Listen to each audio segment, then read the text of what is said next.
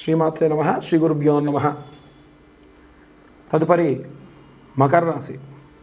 మకర రాశి వారికి సంబంధించి నూతన ఆంగ్ల సంవత్సరం జనవరి మాసంలో ఎలా ఉంటుందో ఇప్పుడు తెలుసుకుందాం.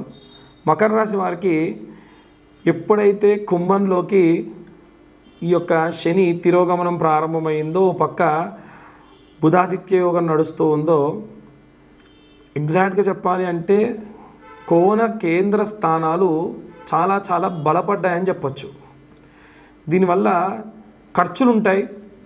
అంటే పెట్టుబడి పెట్టే వ్యాపారస్తులకు పెట్టుబడి ఖర్చే కదండి, లాభం వస్తుంది. లాభం వచ్చేదాకా దాన్ని ఖర్చు అనే చెప్పాలి. ఉద్యోగస్తులు కూడా ఏవైనా ఇంటర్వ్యూలకు వెళ్ళేటప్పుడు ఉదాహరణకు ముంబై రమ్మని చెప్పారు అనుకోండి, ఇక్కడి నుంచి ముంబై దాకా అయితే వెళ్ళాలి కదా, ఖర్చు పెట్టాలి కదా. కాబట్టి మీరు ప్రథమంగా పెట్టేటువంటి ఖర్చు అనేటువంటిది మీకు తర్వాతకి లాభం చేకూరుస్తుంది. మొదటి 3 వారాల్లో తీవ్రమైన ఖర్చులున్నా మీకు మాత్రం ఇది ఖర్చు పెడుతున్నా నేను, అయ్యో ఖర్చు అవుతుందన్న బాధ ఉండదు. ఎందుకంటే మీరు పెట్టే ఖర్చుకు ప్రతిఫలం వస్తుంది అన్న సంగతి మీకు తెలుసు కాబట్టి. అయితే ప్రత్యేకంగా విద్యార్థుల విషయానికి వస్తే వాళ్ళేం ఖర్చు పెడతారు పాపం, పిల్లలు ఏం సంపాదించారు కదా, వాళ్ళు సంపాదించేది జ్ఞానం. కాబట్టి ఈ జ్ఞానాన్ని ఖర్చు పెడతారు. ఎలా అంటే పిల్లలు ఎవరికైనా సరే రావట్లేదు, వాళ్ళ తోటి విద్యార్థులకు రాకపోతే అరే ఇలా చేసే బదులు ఈ ఫార్ములా ఉపయోగించి చేయాలి, ఇలా చదువుకునే బదులు ఇలా చదువుకోవాలి అని వీళ్ళు జ్ఞానాన్ని ఖర్చు పెట్టినా ఏం ఖర్చు అవ్వదు. వీళ్ళ దగ్గర ఉండే జ్ఞానం అలాగే ఉంటే ఇంకొకరికి వెళ్తుంది. కాబట్టి విద్యార్థులకు చాలా బాగుందని చెప్పచ్చు. గృహిణుల విషయంలో కూడా ఏంటంటే 10 మందితో కలుపుగోలుగా ఉంటూ చాలా ఆనందకరంగానే ఈ యొక్క గృహిణులు కూడా ఉంటారు. ఇక ఉద్యోగస్తుల సంగతి ఇంతకు మునిపే చెప్పాను, కాస్త ఖర్చులు ఉంటాయి, దానివల్ల లాభాలే ఉంటాయి. వ్యాపారస్తులకు కూడా పెట్టుబడి విషయంలో ఖర్చు ఉంటుంది, తర్వాత లాభం ఉంటుంది, ఇది కూడా ఓకే. మరి సినీ రాజకీయ రంగాల వారికి ఏం ఖర్చు అండి అంటే వాళ్ళకు కూడా ఖర్చు ఉంటుందండి. ఇప్పుడు ఉదాహరణకు చెప్తా, నాకు తెలిసినటువంటి ఒక జబర్దస్త్కి సంబంధించినటువంటి ఒక యాక్టర్ ఉన్నారు. ఆయనను ఒకసారి అడిగా, అన్న ఏంటన్నా మీరు బాగా సంపాదిస్తున్నారు కదా, అద్భుతంగా ఉంటుందంటే, ఎవడరా మీకు చెప్పింది, మేము సంపాదించేది ఇంత అయితే మా మెయింటెనెన్స్ ఇంత ఉంటుంది, మేము కారులో రాకుంటే మాకు పేమెంట్లు ఇవ్వరు, మేము తర్వాతకి మంచి బట్టలు వేసుకోకపోతే పేమెంట్లు ఇవ్వరు, కాబట్టి మాకు వచ్చే మాట తర్వాత దేవుడు ఎరుగు, ముందు మాత్రం మాకై మేము డబ్బులు ఖర్చు పెట్టుకోవాలి. ఇది నిజమే అండి. వాళ్ళు చెప్పిన తర్వాత నేను ఆలోచించి చాలామందిని చూసా కూడా, పర్సనల్గా నాకు కాల్స్ వస్తూ ఉంటాయి కాబట్టి సినీ రంగాల నుంచి కూడా వాళ్ళు పాపం వాళ్ళ బాధ అంతా అదే. లోపల వాళ్ళకి ఎన్ని బాధలున్నా బయటికి మాత్రం నవ్వుకుంటూ ఆనందంగా అలా ముందుకు వెళ్తూ ఉంటారు. రాజకీయాల్లో కూడా అంతే. కొంతమంది కార్యకర్తలను మెయింటైన్ చేయాలి, కొన్ని బండ్లు మెయింటైన్ చేయాలి, ఏమి తినడానికి తిండి లేకుండా ఇంట్లో అప్పులతో బాధలు పడుతున్నా ఖద్దరు బట్టలు వేసుకొని నలుగురిలో మంచి అట్టహాసంగా తిరుగుతూ ఉంటారు. ఎవరెవరికో లక్షలు గవర్నమెంట్ ఫండింగ్ డబ్బులు శాంక్షన్ చేయిస్తారు, కానీ వీళ్ళ ఇంట్లో అప్పులు తీరోగా, అమ్మ మీరు బాగుండాలి అయ్యా అని చెప్పి వెళ్ళిపోతారు. కాబట్టి ఈ రకమైనటువంటి ఇబ్బందులు మకర రాశి వారిలో అనుభవిస్తూ ఉంటారు. కాబట్టి ఈ యొక్క బుధాదిత్య యోగం వల్ల ఎలాంటి రెమెడీస్ పాటించాలి, ఎలాంటి రెమెడీస్ చేయాలి అనేటువంటిది ఇప్పుడు మనం తెలుసుకుందాం. ఇప్పుడు నేను చెప్పే వీడియో 12 రాశులకి 12 రాశులకి కూడా ఎండింగ్లో వేసుకోండి. 2025 నూతన ఆంగ్ల సంవత్సరం జనవరి మాసం నందు బుధాదిత్య యోగం రానుంది.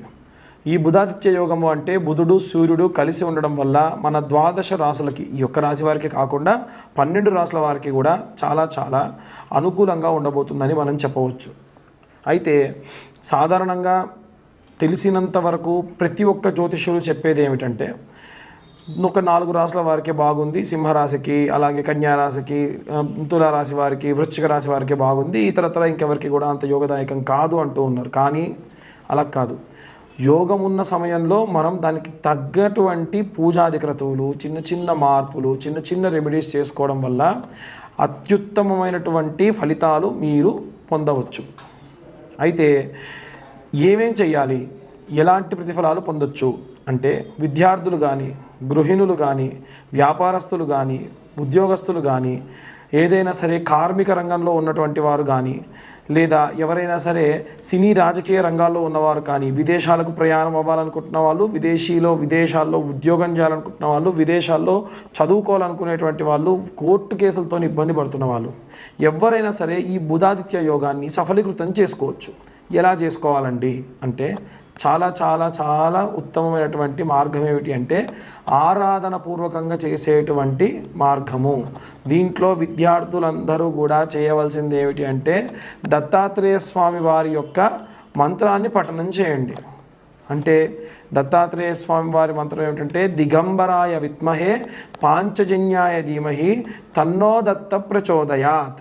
ఏ మంత్రం అండి అంటే దిగంబరాయ విద్మహే పాంచజన్యాయ ధీమహి తన్నో దత్త ప్రచోదయాత్ అనేటువంటి మంత్రాన్ని విద్యార్థులందరూ కూడా పఠనం చేయండి. ఇక ఆడవారికి ప్రత్యేకంగా చెప్పేటువంటి ఒక మంత్రం ఏమిటి అంటే ఒకే ఒక్క మంత్రం, అయితే బీజాక్షరాలు చదవకూడదు. చాలా వరకు ఏంటంటే అందరూ బీజాక్షరాలు చదువుతారు, బీజాక్షరాలు అందరూ చదవకూడదు అంటారు. ఒకే ఒక్క బీజాక్షరాన్ని పఠనం చేయడం దోషం కాదు, మల్టిపుల్గా చదువుతారు కొంతమంది. ఉదాహరణకు క్లాం ఓం క్రాం క్రీం క్రౌం సహ క్లీం హ్రీం శ్రీం ఇలా 3-4 అక్షరాలు బీజాక్షరాలు కలిపి చదవడం అనేటువంటి కొంతమందే చేయాలి. కొన్ని నియమనిష్టలు ఉన్నాయి. ఆడవాళ్ళు బహిష్టైనటువంటి సమయంలో కాకుండా ఇతరత్ర ఎప్పుడైనా సరే ఈ మంత్రం కేవలం ఒకే ఒక్క అక్షరం ఓం క్లీం కార్యే నమః, ఓం క్లీం కార్యే నమః అన్న మంత్రాన్ని వీలైనన్ని సార్లు పఠనం చేయండి. మీరు వంట చేస్తూ చేసుకోవచ్చు. మీరు సాధారణంగా ప్రశాంతంగా సాయంత్రం పూట అలా కొంచెం ఛాయ్ తాగి డాబాపైకి వెళ్ళి కూర్చున్నారు, ప్రశాంతంగా వాతావరణం ఉందంటే ఒక చాప వేసుకొని కూర్చొని ఓం క్లీం కార్యే నమః అన్న మంత్రాన్ని చదవండి. ఆడవాళ్ళందరూ చదవచ్చు, కేవలం బహిష్టైన సమయంలో మాత్రమే చదవకూడదు. ఉద్యోగస్తులు, వ్యాపారస్తులు, ఏ రంగంలో ఉన్న ఆడవారైనా సరే ఈ మంత్రాన్ని చదవండి. చాలా చాలా చాలా ఉత్తమమైనటువంటి ప్రతిఫలం దక్కుతుంది. అలా ఎలా చదువుతారండి ఆడవాళ్ళు బీజాక్షరాన్ని అంటే పేర్లు పెట్టుకోవచ్చే మనం పేర్లు పెట్టుకోవడానికి లేని దోషము మంత్రం చదవడానికి ఎక్కడదండి. కాబట్టి ఎటువంటి తప్పు లేదు. అసలు మీరు పూజ చేసేదేమో శ్రీమూర్తి దేవతలనా, కానీ మంత్రం మాత్రం ఆడవాళ్ళు చదవకూడదా? ఎక్కడ న్యాయం? ఎక్కడా లేదు. ఆడవాళ్ళు బ్రహ్మాండంగా చదవచ్చు. ఇక ఉద్యోగస్తులు ఎవరైనా ఉంటే గనక నేను సాధారణంగా ఏదో నోటికి వచ్చింది అలా చెబుతున్నాడు అన్నట్టు కాకుండా ఇప్పుడు గ్రహస్థితి ఎలా ఉంది, ఇప్పుడు ఎలా అంటే నా దగ్గరికి వచ్చి జాతకాలు చూయించుకునే వాళ్ళందరికీ కూడా వాళ్ళ జాతకరీత్యా ఇప్పుడు నడిచే దశాకాలం ఏంటి, పలానా రాశి వారికి యుక్త వయసులో ఉన్నవాడికి అయితేనేమో ఈ దశ నడుస్తుంది, మధ్య వయసు కాడికి వచ్చేసరికి ఈ దశ నడుస్తుంది అన్న క్యాలిక్యులేషన్స్తోని, అంటే క్లియర్గా ఒక కేస్ స్టడీ చేసిన తర్వాతే నేను మీ ముందుకు వస్తున్నా. చాలామంది అడుగుతూ ఉంటారు, ఎలా చెప్తారండి మీరు అలా మాస ఫలితాలు, అలా రాశి ఫలాలు ఎలా చెప్తారు, అలా చెప్పకూడదు కదా అంటే దానికి ఒక నిర్దిష్టమైనటువంటి కొలమానంతోనే చెబుతున్నాను, మళ్ళీ చెబుతున్నా. అలా ఉద్యోగస్తులందరూ కూడా చదవవలసినటువంటి మంత్రం ఏమిటి అనంటే ఓం గురు అరిష్టేతు సంప్రాప్తే గురు పూజాంచకారయేత్ గురుధ్యాన్నం ప్రవక్ష్యామి పుత్రపీడోపశాంతయే అనే మంత్రాన్ని చదవండి. ఇక మనకి గురు స్తోత్రము అని ఉంటుంది. ఇది విద్యార్థులు కానీ లేదా ఉద్యోగస్తులు కానీ ఈ యొక్క గురు స్తోత్రాన్ని చదవడం చాలా మంచిది. ఆదిశంకరాచార్యులు ఈ యొక్క గురు స్తోత్రాన్ని రచించడం జరిగింది. అయితే ఈ గురు స్తోత్రము చదువుతున్నా వింటున్నా చాలా ప్రశాంతత మీకు లభిస్తుంది. దానివల్ల మానసికమైనటువంటి ఒత్తిడి అనేటువంటిది లోను కాకుండా ఉంటారు.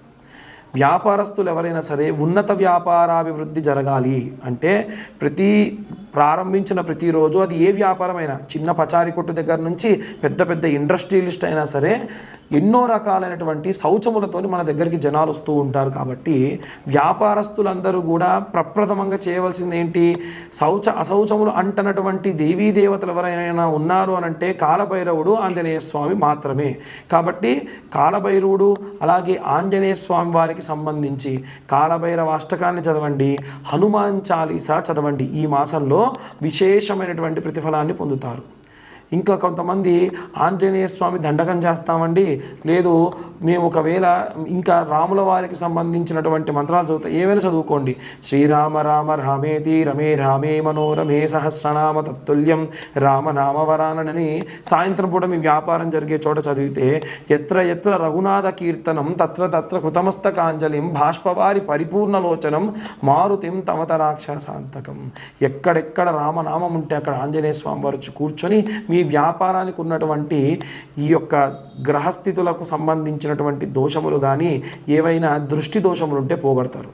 ఇక ప్రత్యేకంగా రాజకీయ సినీ రంగాల వారు బాగా ఆలోచించండి. సినీ రంగాల వారు కానీ, మీడియా వాళ్ళు కానీ, రాజకీయ సినీ రంగాల వారు కానీ ఎన్నో చోట్లకు వెళ్ళాలి. ఒక చోట షూటింగ్ ఉందంటే వెళ్ళాలి. వారికి కానటువంటి పనికి సంబంధించి వారికి కానటువంటి క్యారెక్టర్ని వేసుకోవాలి. రాజకీయాల్లో ఉన్నవారు కూడా అంతే కదూ, వారికి రిలేషన్ ఉందా లేదా అని తేడా లేకుండా ప్రజలందరి దగ్గరికి కూడా వెళ్ళి వారి యొక్క బాగోగులు కనుక్కోవాలి. పూర్వం రాజులు కూడా ఈ రకమైనటువంటివే చేసేవాళ్ళు. ఏమిటంటే దుర్గా కవచము అని ఉంటుందండి. ఈ దుర్గా కవచాన్ని రోజు మీరు మంత్రంగా పెట్టుకొని వినడము అలాగే చదవడం చేయండి. ఈ దుర్గా కవచం ఎలా ఉంటుంది, ఎలా ప్రారంభమవుతుంది అంటే శృణోదేవి ప్రవక్ష్యామి కవచం సర్వసిద్ధిదం పఠిత్వా పాఠయిత్వా చ నరోముశ్చేత సంకటాత్ అనేటువంటి ప్రారంభమయ్యే శ్లోకంతో ఉంటుంది. ఈ కవచాన్ని చదివి రోజు కూడా మీరు బయటికి వెళ్ళేప్పుడు ఒక రుద్రాక్షకు సంబంధించినటువంటి ఇలా ఏదైనా బ్యాండ్ కానీ లేకుంటే ఏదో ఒక కంకణం, ఒక దారంతో ఉన్న కంకణాన్ని కట్టుకోండి. బయటికి వెళ్ళేటప్పుడు ఈ కవచం చదువుకొని దాన్ని కట్టుకొని తర్వాతకు మళ్ళీ అలాగే వచ్చేసి అది విప్పేసి అక్కడ పెట్టండి. ఇది సినీ రాజకీయ రంగాల వారే కాకుండా ఏదైనా ఉద్యోగస్తులు, ఏదైనా బయట విదేశాలకు వెళ్ళాలనుకునేటువంటి ఉద్యోగస్తులు, లేదా ఏదైనా కోర్టుకు సంబంధించి పనులు ఉన్నటువంటి వాళ్ళు, విదేశాల్లోకి వెళ్ళేటువంటి విద్యార్థులు ఎవరైనా సరే ఈ యొక్క మంత్రాన్ని చదివి ఆ కవచాన్ని చేతికి కట్టుకొని వెళ్ళండి. మంచి మంచి శుభ ఫలితాలు పొందవచ్చు.